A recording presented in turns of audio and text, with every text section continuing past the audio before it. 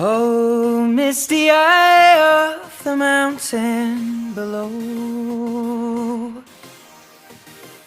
keep careful watch of my brother's souls. And should the sky be filled with fire and smoke, keep watching over during sun.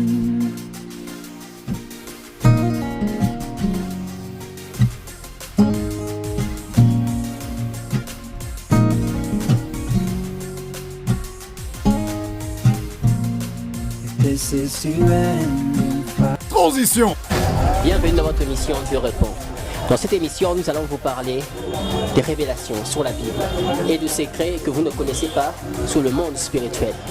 Vous êtes 2 millions à aimer et d'ailleurs c'est à cause de vous qu'aujourd'hui nous rentrons encore sous la scène pour cette émission Dieu répond. Nous allons aujourd'hui vous parler du destin et des anges du destin. Et bien sûr des ennemis qui se tiennent face à cette destinée.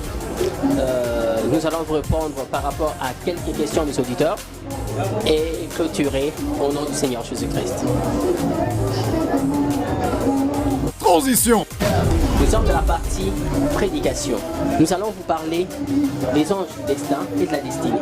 Pour ouvrir ce sujet, nous allons établir un fait à partir d'un verset biblique que nous avons dans Actes des Apôtres, chapitre 13, le verset 48, qui nous stipule « Les païens se réjouirent à entendre cela. Ils glorifièrent la parole du Seigneur et tous ceux qui étaient destinés à la vie éternelle le crurent. » Ce verset, qu'est-ce qu'il nous dit? On nous dit bien une chose.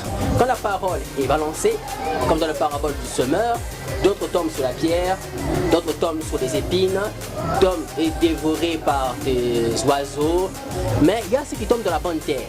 Et dans ce verset 13, 48 de Actes des Apôtres, on nous dit bien que parmi les païens, parmi les gens qui étaient là, la parole est tombée dans la bonne terre. Ce qui est dit, c'est que certains gens sont destinés à certaines choses. Alors, qu'est-ce que c'est le destin? Le destin, c'est la ligne, c'est le grand dessein. C'est là où Dieu a établi ceux qui vivront et ceux qui mourront. Ceux qui entreront dans le royaume des cieux et ceux qui iront en enfer. Mais pour que ce genre de choses soit véridique, il y a des agents, comme des policiers ou de, comment vous appelez, des agents de la CIA qui travaillent pour ça. Et il y a d'autres agents qui sont les contre-agents de la CIA, comme des terroristes, qui travaillent aussi pour ça. Je vais maintenant vous expliquer qui sont ces agents et qui sont les contre-agents. Transition. Pour à notre sujet, il y a deux camps. Il y a toujours le camp du bien, où il y a les anges, les esprits, le Christ et tout ce que nous connaissons. Et il y a l'autre côté, où il y a les esprits mauvais, le diable, le mal, tout ce que vous connaissez de l'autre côté. Mais dans ces deux équilibres, ce qui nous intéresse maintenant, ce sont les anges du destin et les esprits et les démons du poursuite. Qui sont-ils en fait?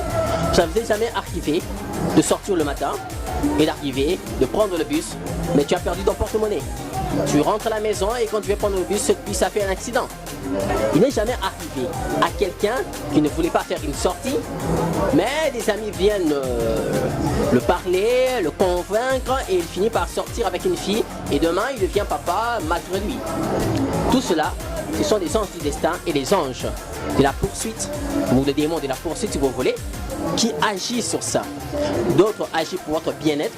Bon, malgré que certaines choses qu'ils font ne vous sera pas vraiment bien au début, mais vous comprendrez après. Et d'autres agissent pour votre mal-être. Ça peut vous sembler très beau de faire ce qu'ils vous proposent, mais après vous allez sentir qu'il y a des lourdes conséquences qu'il y a devant.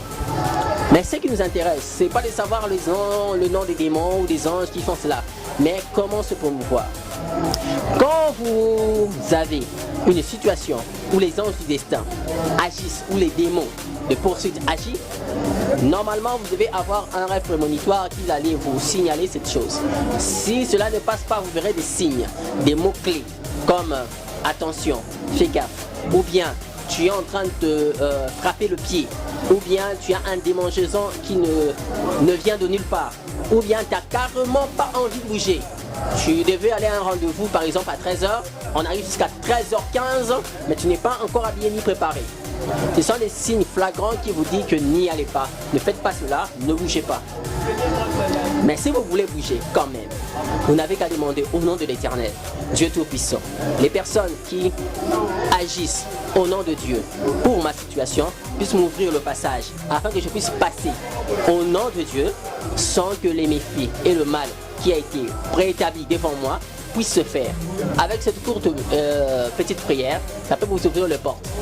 Et s'il y a des démons ou des démons de poursuite ou quelque chose d'autre qui vous se tient devant vous, tu n'auras qu'à dire au nom du Christ qui a autorité sur toute chose, sur toute personne, que la parole de Dieu puisse frapper, détruire et ouvrir. Transition. Aujourd'hui, on voulait juste vous parler de sens du destin et de démons de poursuite et comment les éviter. C'était tout pour cette émission d'aujourd'hui. La question a été posée par Guillaume Okunku, qui est un de nos téléspectateurs qui nous suit tout le temps. Il avait posé cette question, voilà pourquoi aujourd'hui nous le répondons. Vous pouvez faire ci de même en nous écrivant sur notre WhatsApp le 084 050 42 11 ou écrivez sur notre page Facebook Pas de TV où nous serons toujours là pour vous répondre par rapport aux questions sur l'émission Dieu répond. Nous vous remercions pour votre attention et surtout pour vos likes. Continuez à liker, continuez à aller sur YouTube et à aimer notre émission, à aimer la page. On est beaucoup à apprécier cela. La cloche pour être au courant de toutes les notifications, ça fait toujours bien. Et on se retrouve pour la prochaine émission. Que Dieu vous garde et que le Christ soit toujours notre chemin.